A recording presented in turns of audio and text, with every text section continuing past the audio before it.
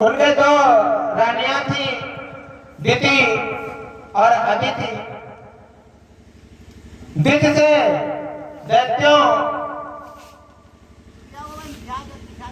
का जन्म हुआ था और अदिति से देवताओं का जन्म हुआ था।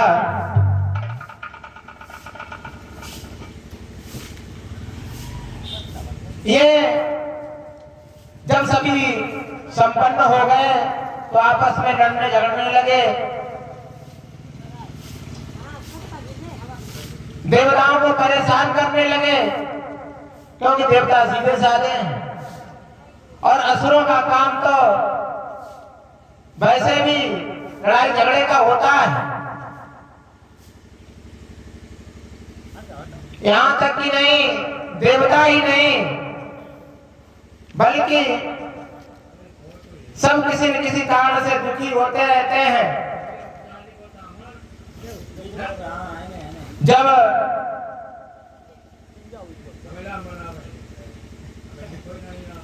असुरों ने दैत्यों पर धावा बोल दिया, रात दिन दैत्यों को परेशान करते हैं,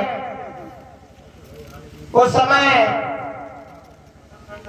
कोई सहारा न देख करके भगवान को याद करने लगे दैत्य और क्या कहने लगे कि कब आओगे हो मोहन प्यारे, कब आओगे हो मोहन प्यारे।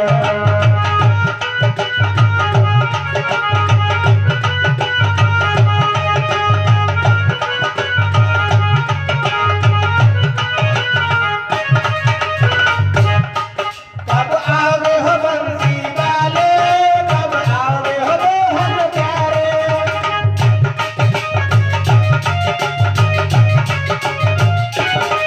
कब आओगे हो बंसी वाले, कब आओगे हो मोहन प्यारे।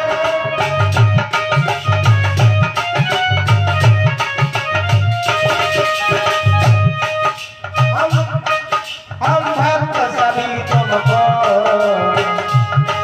हम भक्त सभी तुमको, हम भक्त सभी तुमको आज याद कर रहे हैं। कब आओगे हो मोहन प्यारे, कब आओगे हो बंसी वाले।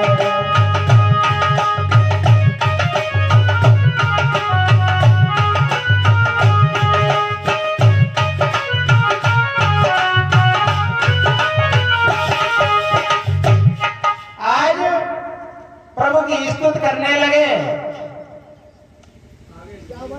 जब प्रभु को याद कर रहे हैं तो जब कानों में प्रभु के आवाज पहुंची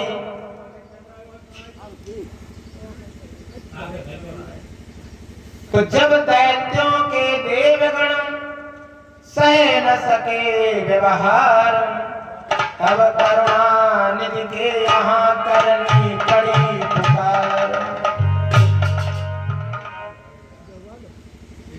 कि दैत्यों में और दानवों में भाई भाई का नाता।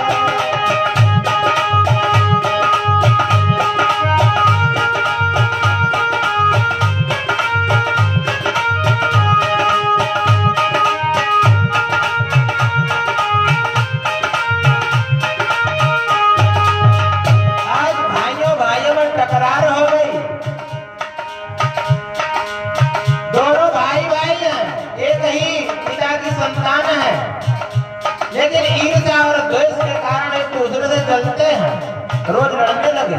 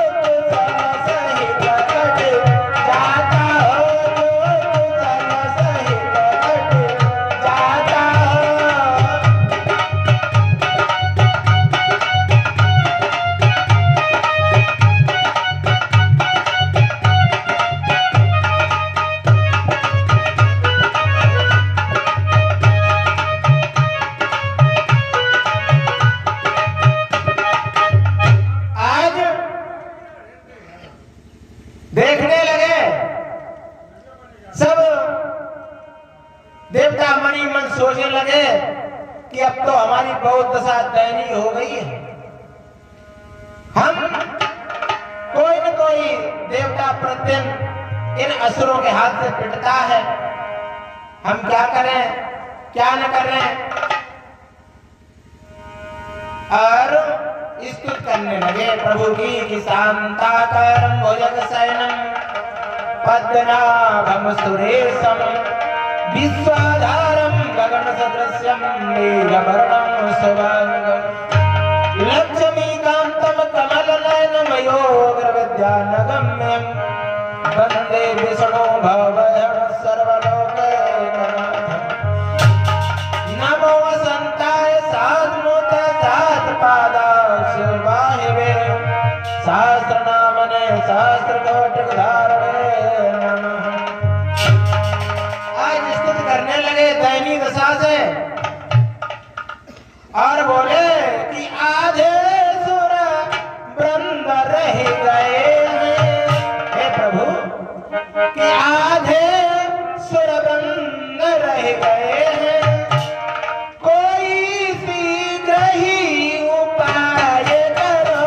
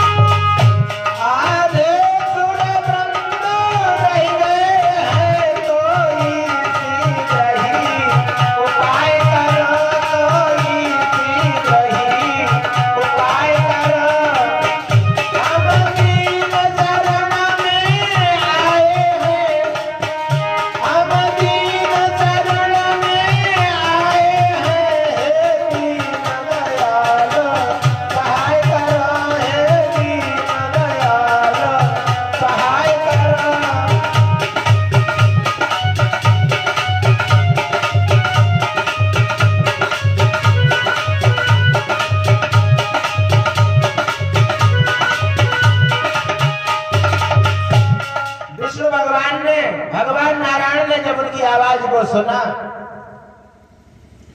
तो देवता कहने लगे कि अब तो आधे सुर रह गए हैं, आधे तो सब निपट चुके हैं, सब राक्षसों ने मार दिए हैं। तो भगवान नारायण बोले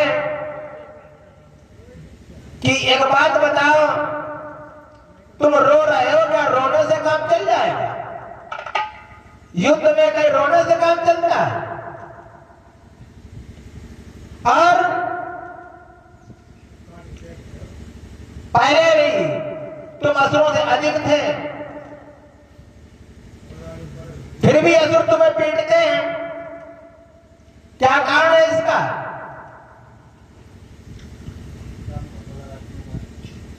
तो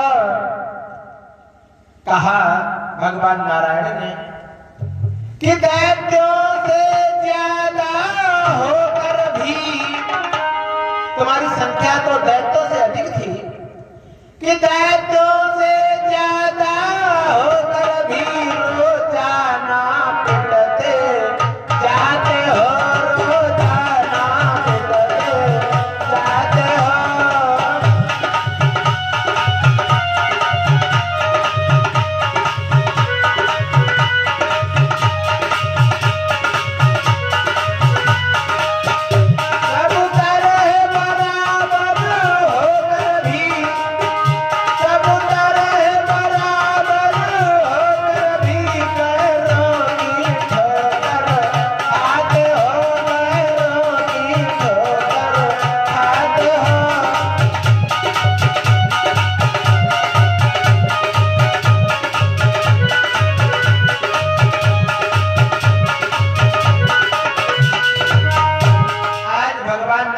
कहने लगे कि तुम असुरों से सब बराबर हो, किसी बात में कम नहीं हो, और फिर भी तुम ठोकरे खाते घूम रहे हो। अरे तुम्हें अपने स्वाभिमान की रक्षा करने के लिए आत्मबली नहीं है, इसीलिए ये तुम्हें राक्षस पीट रहे। और अगर ये हाल तुम्हारा ऐसा ही रहा तो सब तुम धीरे धीरे समाप्त हो जाओ। तो भगवान नारायण ने कहा कि बल है, विद्या है, शक्ति है, कि तुम्हारे पास बल भी है, विद्या भी है, शक्ति भी है। कि बल है, विद्या है, शक्ति है और सब है, लेकिन संगठन नहीं, तुम में एकता नहीं है। और अपने सत्यों की रक्षा की अभी किसी में लगन नहीं हो रहा है।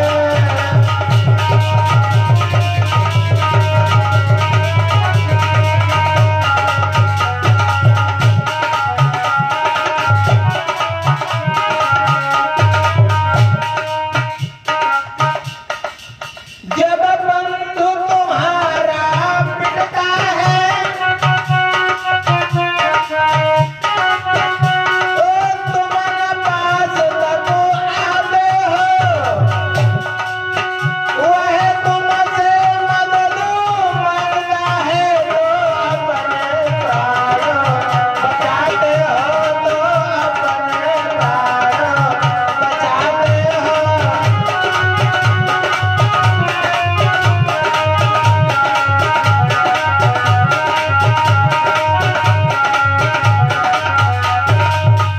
आज भगवान नारायण कहने लगे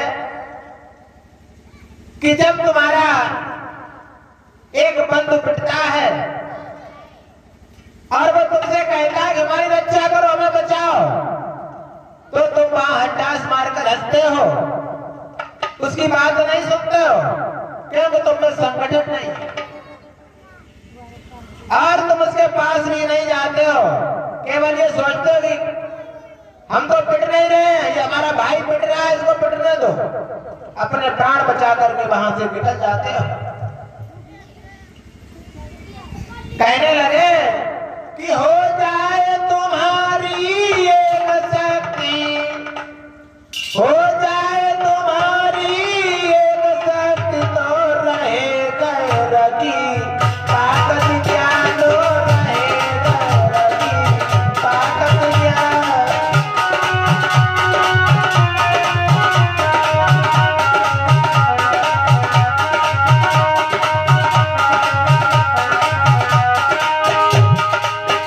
सब हिम्मत करके फिर बैठो, सब हिम्मत करके फिर बैठो, फिर दुश्मन की हिम्मत क्या, तो फिर दुश्मन की हिम्मत क्या।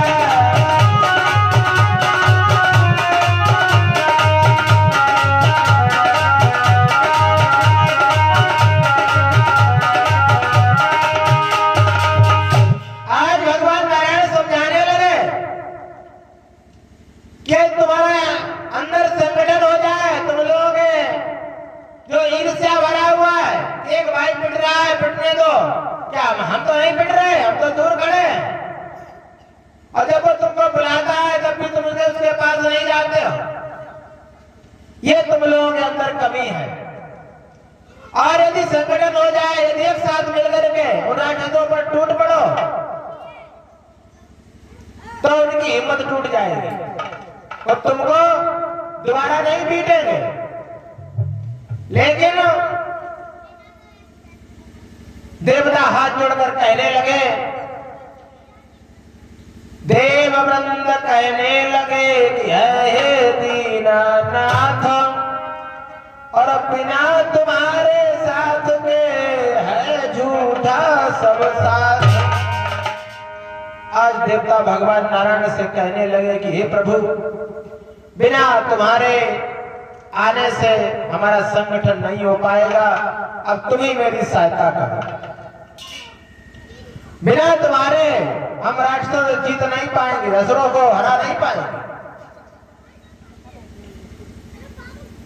देवता भगवान नारायण से कहने लगे कि निष्फल है अपने साधन सब, जो हम ज्ञानी विज्ञानी हैं, और कारण हम केवल हम ही हैं, बेसाती मानव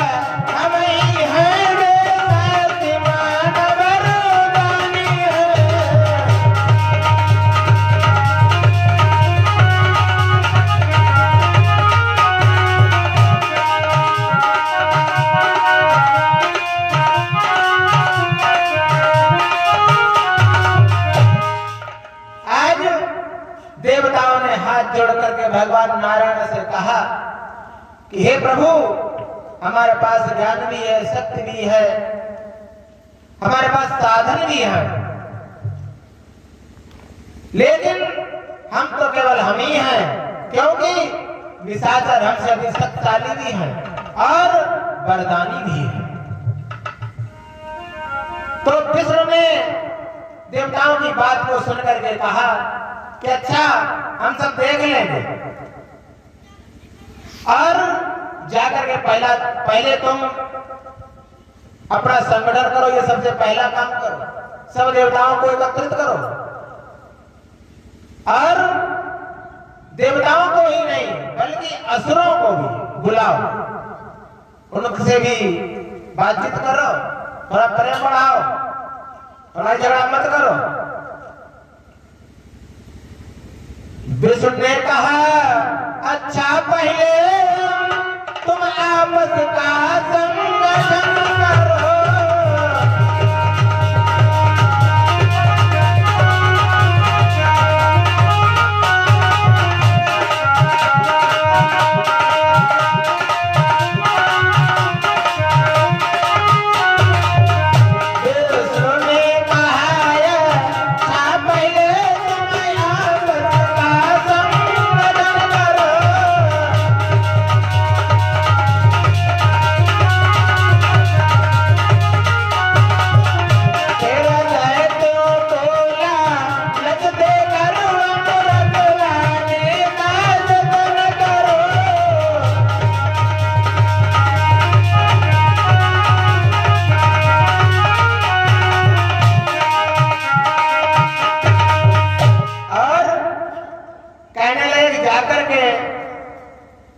सब देवताओं को एकत्रित करो और धीरे से असुरों से भी कहो कि हम अमृत को खोजेंगे, और अमृत को खोज करके हम उसका पान करेंगे, और जब हम अमृत का पान करेंगे तो हम अमर हो जाएंगे।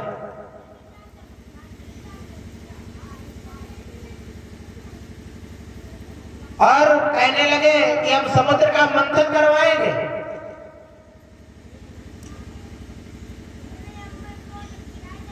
और बिना असुरों के तुम समुद्र का मंथन भी नहीं कर सकते हो, अकेले ये काम होने वाला नहीं है, क्योंकि ये बहुत बड़ा काम है।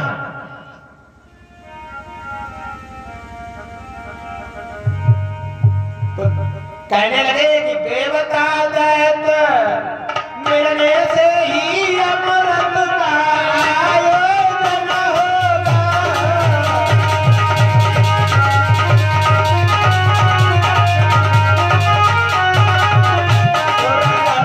समझ में आया है, अब शीघ्र से मंथन होगा।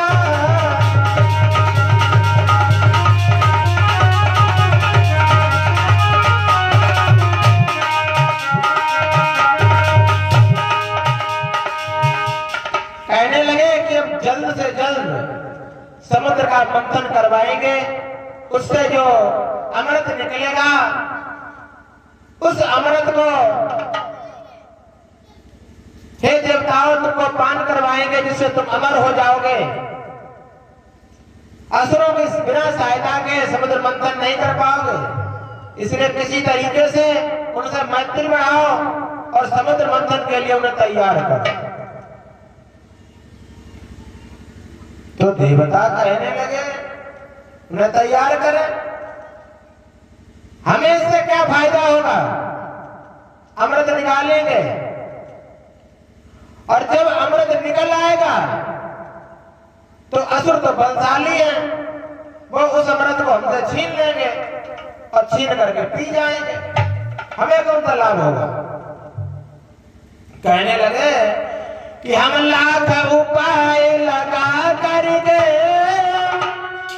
वह निधि समुद्र से निकालेंगे,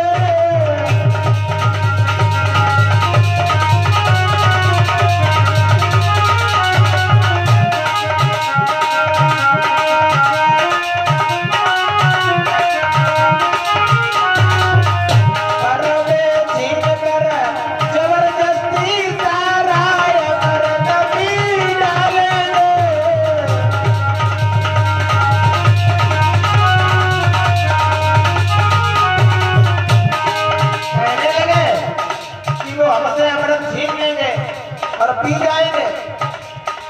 जब वो पी जाएंगे तो अमर तो वो भी हो जाएंगे। और हम ये मानते हैं कि अगर आपने उस अमृत का बांट कर दिया, आधा हमें दे दिया, आधा उन्हें दे दिया, तो बराबरी की तो बात रहेगी कि मान लो बराबर भाग हुए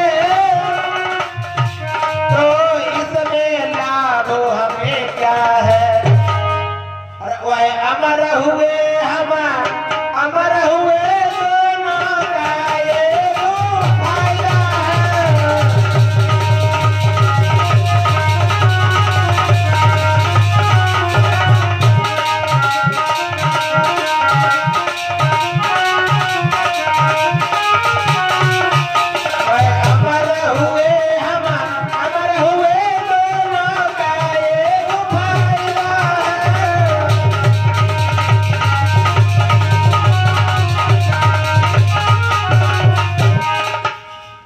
विष्णु भगवान से देवता कहने लगे कि अगर तुमने बांट भी दिया तो बांटने में आधा उन्हें मिल जाएगा, आधा हमको मिल जाएगा, तो हमें इससे क्या लाभ हो जाएगा, दोनों ही अमर हो जाएंगे।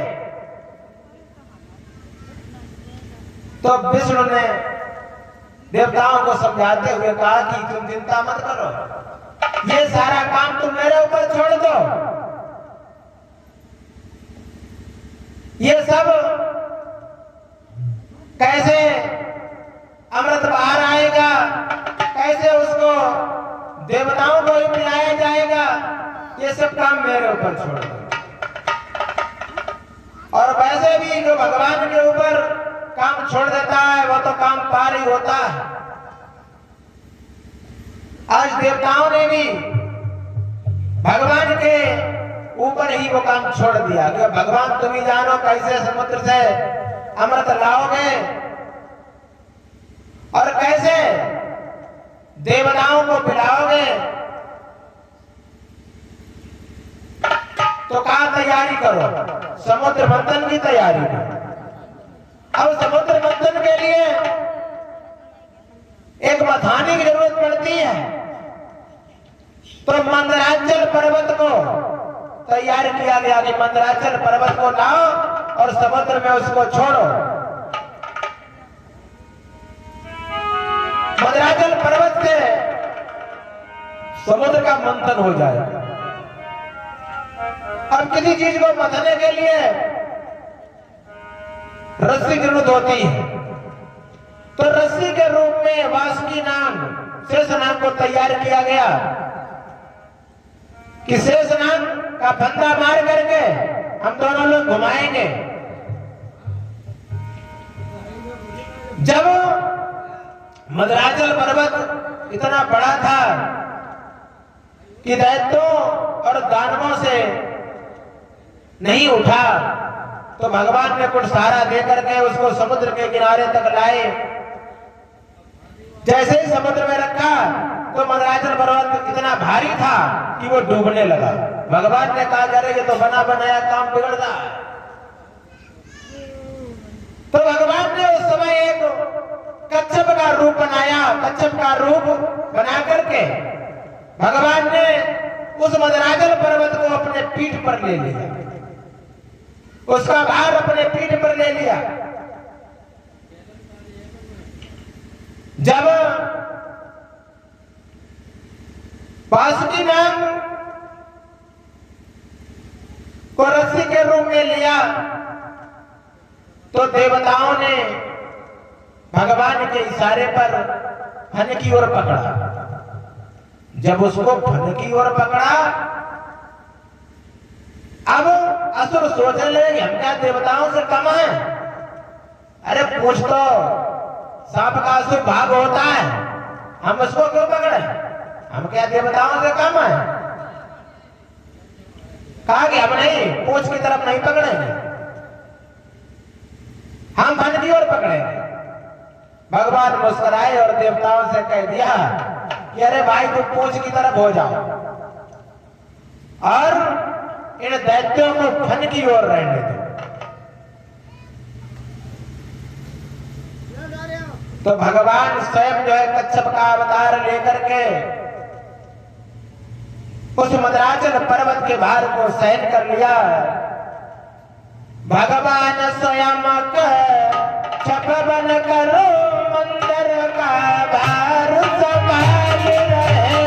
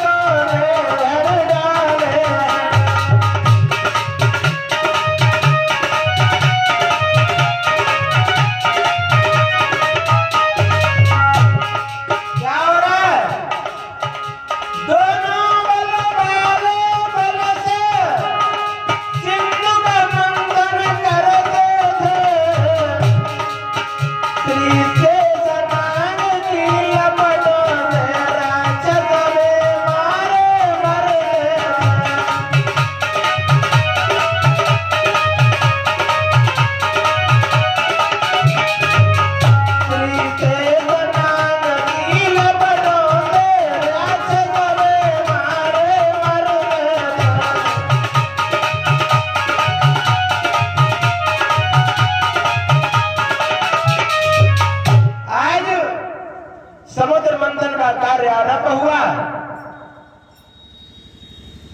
तो राक्षसों ने कहा कि हम वन की ओर पकड़ेंगे। भगवान ने देवताओं को इशारा किया कि लड़ो मत, इनको फन की ओर पकड़ना दो, तुम दुम की ओर रहो। दोनों खींचने लगे। जब शेषनाग को खींचने लगे, इतना खींचा कि शेषनाग के मुख से लपटें निकलने लगी। और जब लपटें निकलने लगी तो शेषनाग के मुख से जो आग रूपी ज्वाला निकल रही है उससे देवता नहीं राक्षस काले होने लगे। और इधर देवता बड़े आराम से भगवान की कृपा से उनके ऊपर जल बरसने लगा कि देवों पर जल बरसने लगा जिससे बेचांद सुधीर हुए।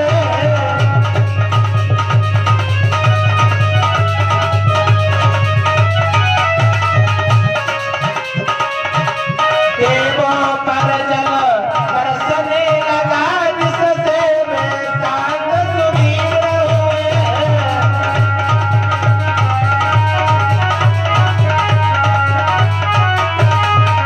शेष की ज्वाला से जल जल कर दैत्यों के मलिन शरीर हुए।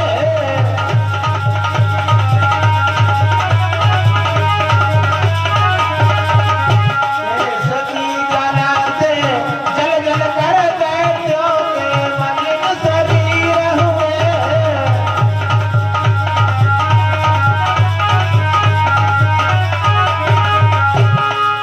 देवताओं के शरीर काले पड़ गए।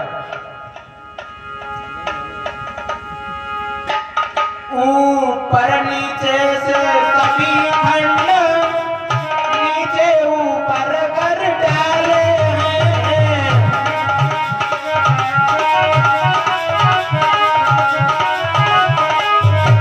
ऊपर नीचे के सभी खंड ऊपर नीचे कर डाले हैं। सारंग सिंधु मंथन करके कुल चौरा रत्न निकाले हैं।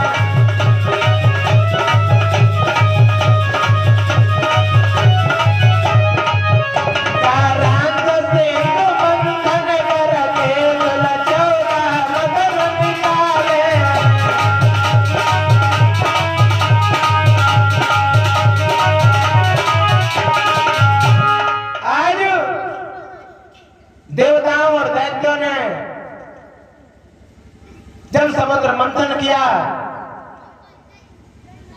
तो बहुत सारी औषधियां निकाली और 14 रत्न उत्पन्न हुए,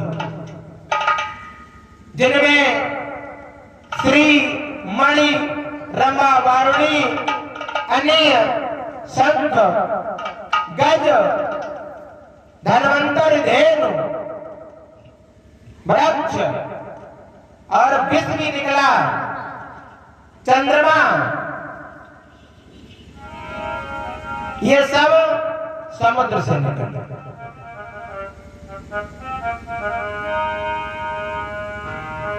तो भगवान नारायण ने कहा कि बंटवारा हो जाए,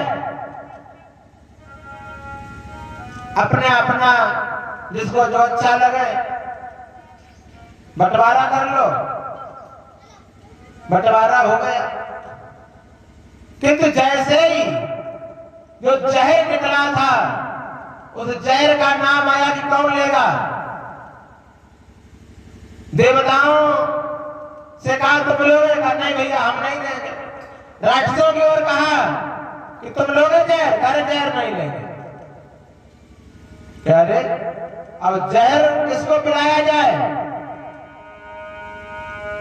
अब देवता सोचने लगे कि अगर ये जहर किसी ने पिया नहीं, अगर इसकी कोई व्यवस्था नहीं की गई तो इसकी ज्वाला से सारा संसार भस्म हो जाएगा। कहा तो फिर अब कौन पिएगा इस जहर को, कौन अपने प्राण गवाएगा।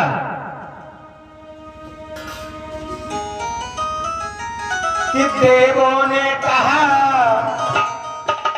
अगर विष को ऐसा ही छोड़ा जाएगा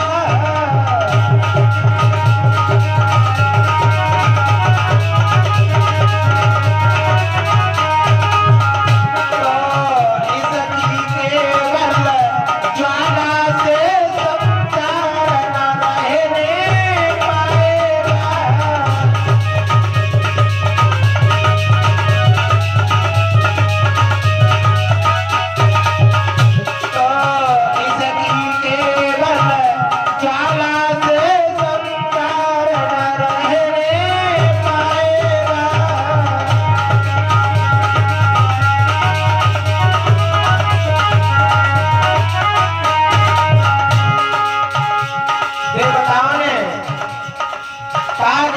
छोड़ दिया तो पूरा संसार चला जाएगा।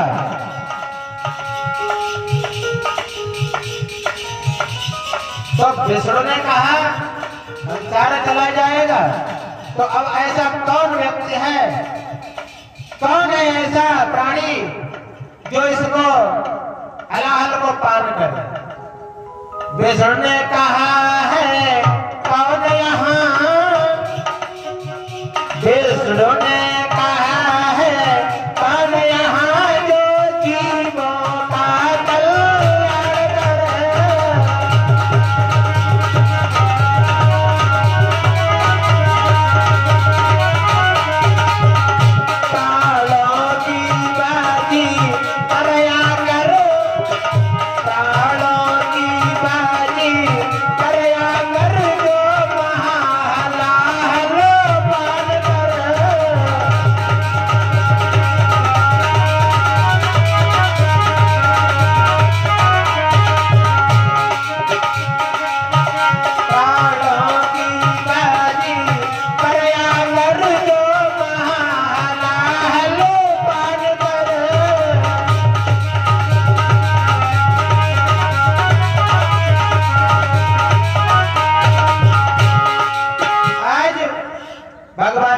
करने लगे कि अब ऐसा हमें कोई दिखाई नहीं पड़ रहा है जो इस विष को समाप्त कर दे, विष को पी जाए।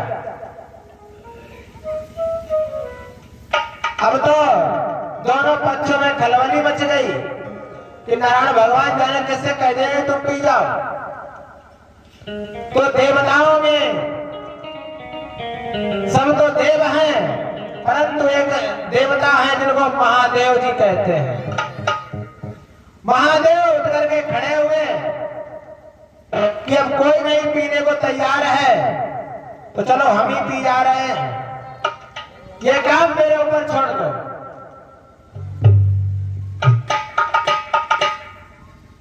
तो आज भगवान की स्तुति करने लगे, भगवान भोलेनाथ की प्रार्थना करने लगे, कहने लगे कि गोविंद मेरो है, गोपाल मेरो है,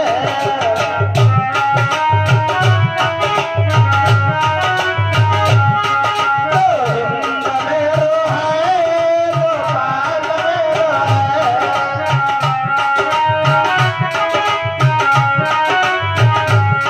श्रीमाने बिहारी अरवाल मेरो है,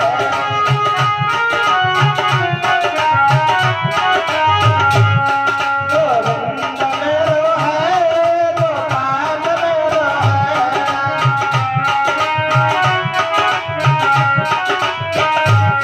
श्रीमाने बिहारी अरवाल मेरो है।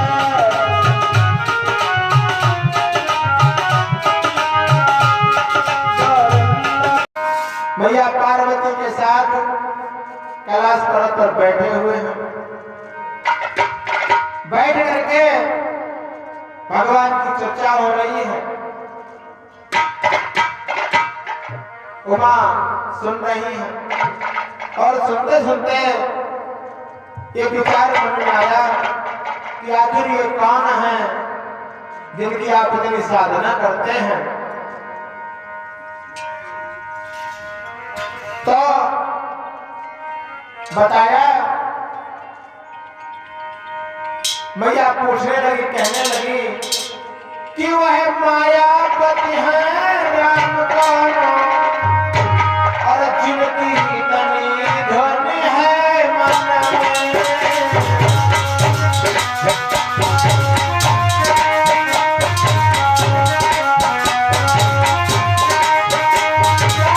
वही जानकी जीवन है, क्या वही जानकी जीवन है, लो क्या बोलत करे, लो क्या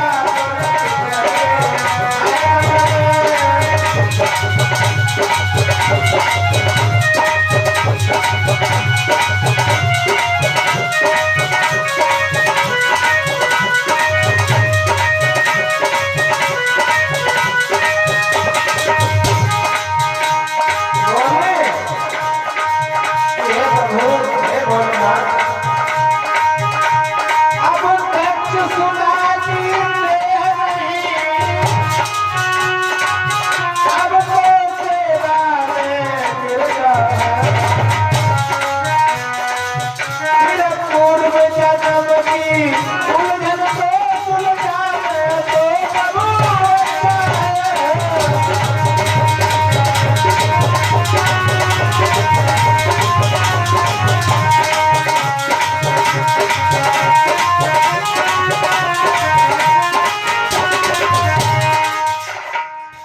माता उमा कहने लगी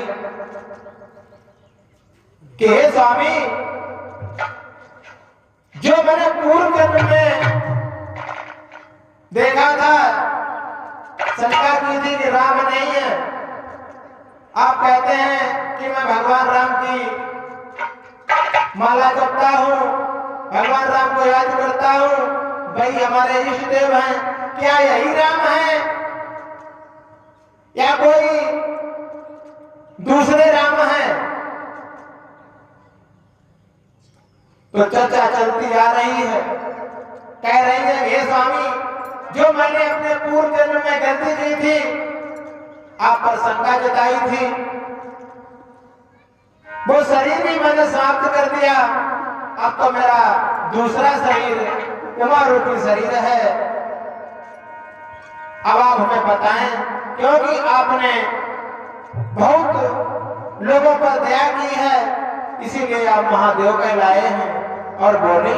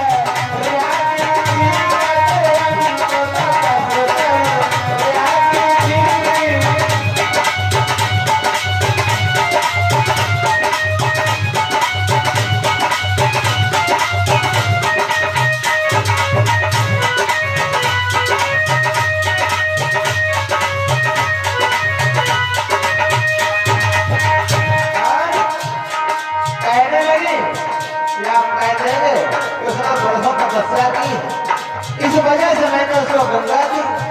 अरे मैंने तब किया है। अपने भाई अपने बहनों को उल्टा सीधा कहने लगा। तब नारद ने रोका कि अरे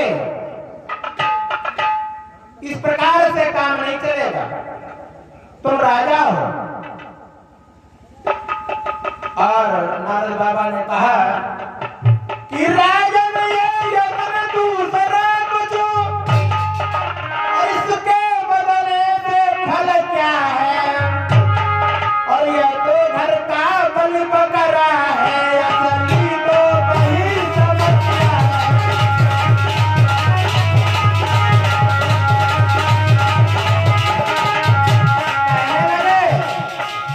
अरे इसको चांद मार देना, तो तुम्हारे घर में ही है। अब तक ये सुनता है, कृष्ण यहाँ पर कृष्ण है, इसके बंधन में बंधा हुआ वह मथुरा मेरा सकता है।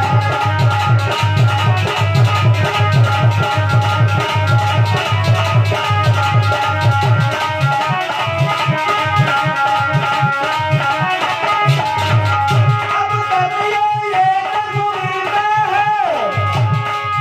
कि कृष्ण यहाँ पर कृष्ण है, इसके बंधन में बंधा हुआ वह मथुरा मेरा सकता है।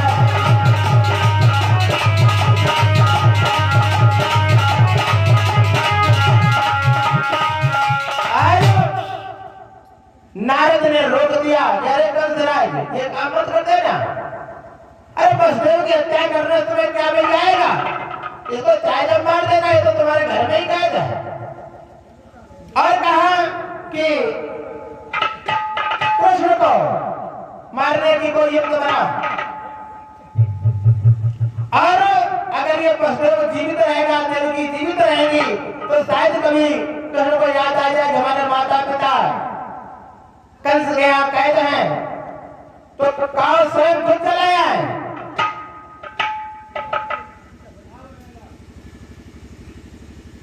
तो नारद बाबा ने समझाया कि बुलवा कर उसको बंद करना, और साधारण काज गलाना है,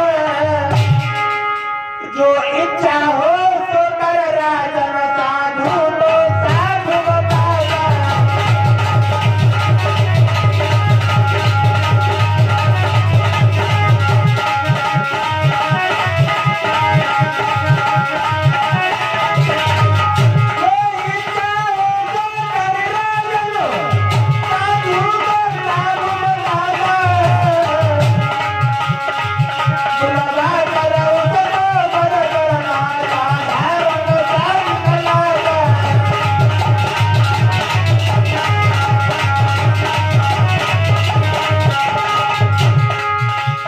आज नारद बाबा ने समझाया कि बलदेव को छोड़ दो, और कृष्ण का वध करना बहुत ही साधारण हमें लगता है। फिर जैसे तुम्हारी इच्छा हो वैसा काम करो। साधुओं का काम सही रास्ता बताने का है। फिर आप राजा हैं, जैसा आपके समझ में आए वैसा कर। ये सब समझाते हुए नारद बाबा वहां से चल देते हैं। कंस ने वसुदेव को फिर देवकी को जेल में डाल दिया। उन्हें जेल में भेज कर फिर हो उठा अधीर, बुलवाया तत्काल ही केसी नामी वीर। कंस के यहाँ एक केसी नामक वीर था, उसको बुलवाया और बुलवा कर कहने लगा कि हे वीर, मेरी सहायता करो। कि बोला भैया दिन बदल गया, कोई भी रहा न चाह रहा है, इन प्राणों को इस जीवन को अब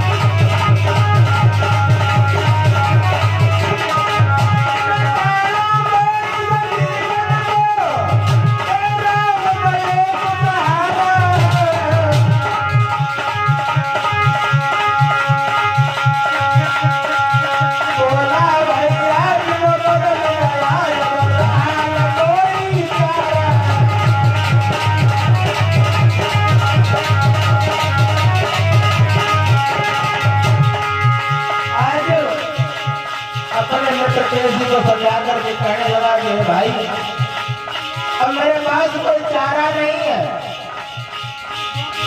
मेरी सहायता करो। केसी बोला सौभाग्य मुझे, मेरा बहुत बड़ा सौभाग्य है जो आपने हमें बुलवाया। केसी बोला सौभाग्य मुझे, ये समय मिला बताई का। और कहा कि साथ रहे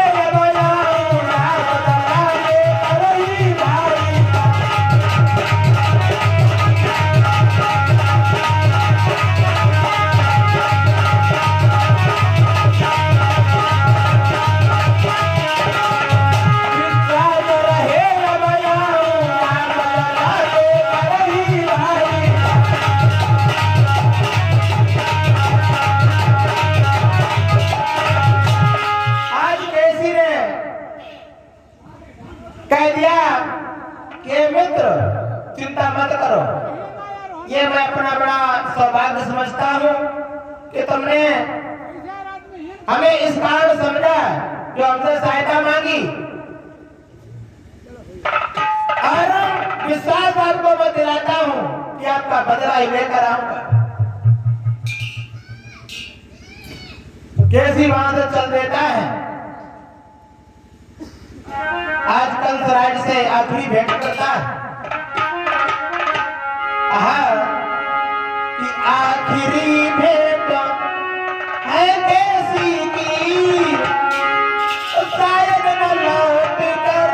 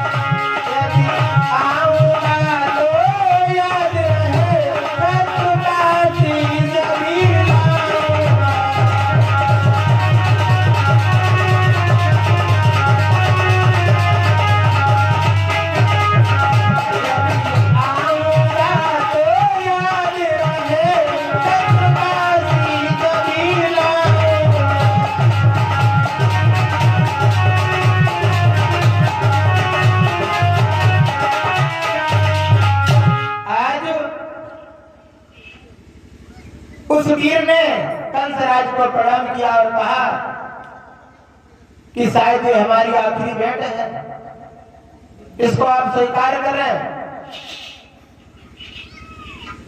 अब ये मत सोचना कि मैं लौटूंगा, और यदि वापस लौटूंगा तो तुम्हारे शत्रु का शीश लेकर के वापस आऊंगा।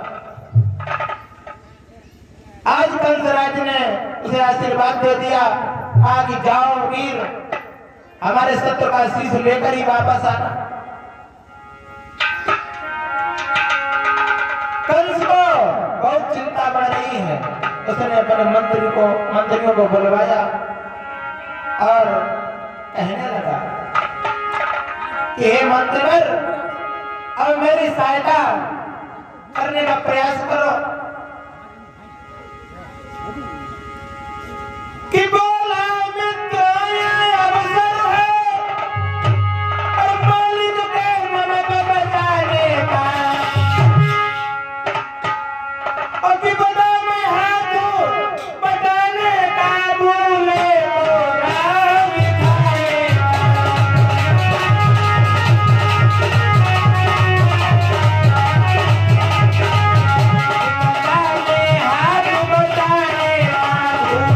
तो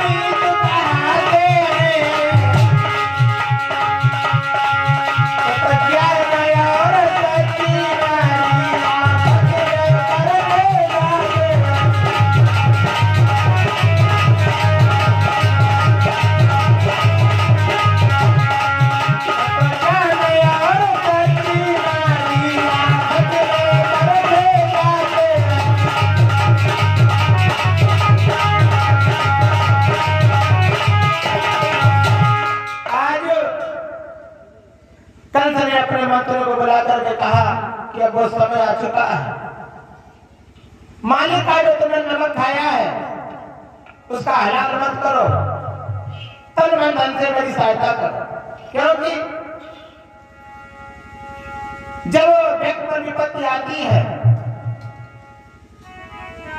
तो धर्म, सत्य और जो सच्चे मित्र कहे जाते हैं अपनी नारी होती है, उसको पहचाना जाता है। तुलसी बाबा ने भी लिखा कि धीरज धर्म मित्र और नारी, धीरज धर्म मित्र और नारी, आपत आय बर दिए जा।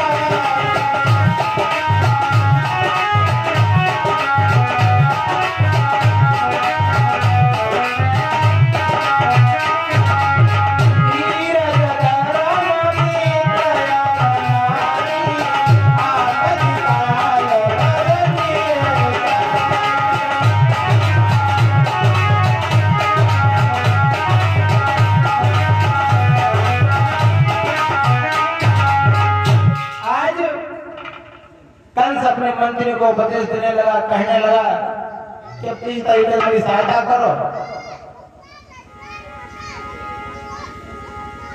कि इसलिए मुझे वह सम्मति दो और जिसमें हिस्सा बांटा।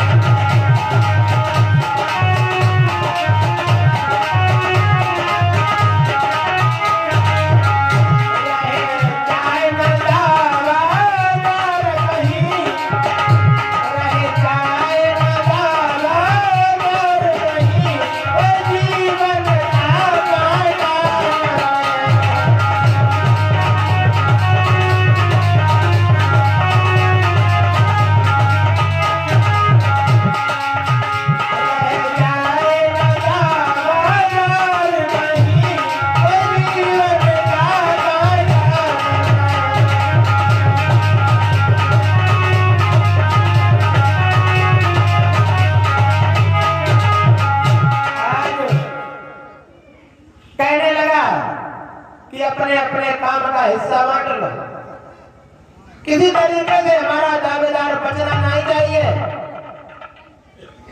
जो हमारे जीवन में कांटा बना हुआ है कृष्ण, उसको नहीं बचना चाहिए। आज देखो 2-3 मिनट में कैसी वालों काम खत्म करके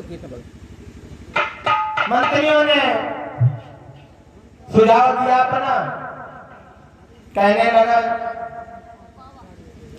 कि श्री महाराज सम्मति है, कि श्री महाराज सम्मति है, एक रंग मोह में रचवाए।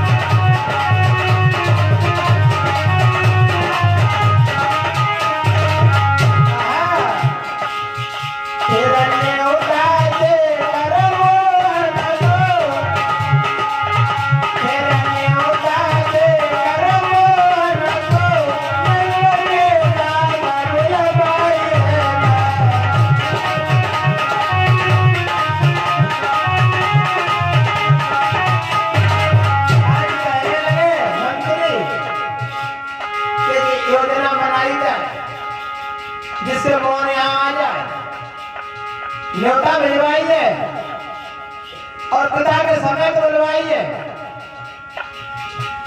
और कहा जब शत्रु यहाँ आ जाएगा, जब शत्रु यहाँ आ जाएगा तो हम अवसर पा जाएंगे।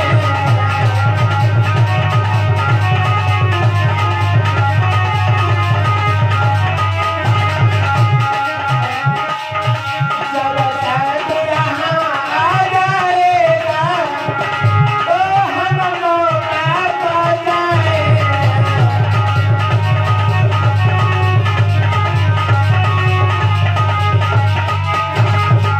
कोई भी काम चला कर दे मोहन लो मार गिराए।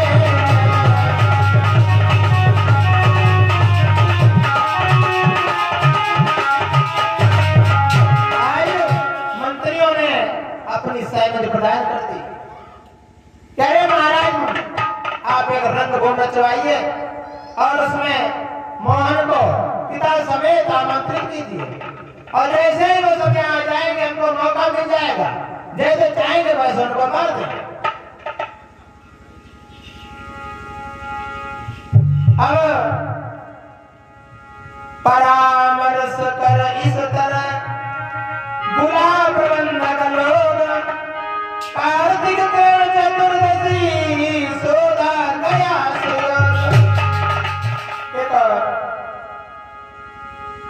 शुभ घड़ी छटवाई गई। जो कार्तिक की कृष्ण चतुर्दशी को मुहूर्त निकाला गया। जब मुहूर्त निकल गया तो कंस ने अपने मंत्रियों को सुझाव दिया और कहा कि फिर बोला वीरो सावधानो, होशियार हो जाओ। फिर बोला वीरो सावधानो, अब बारी है कुर्बानी की।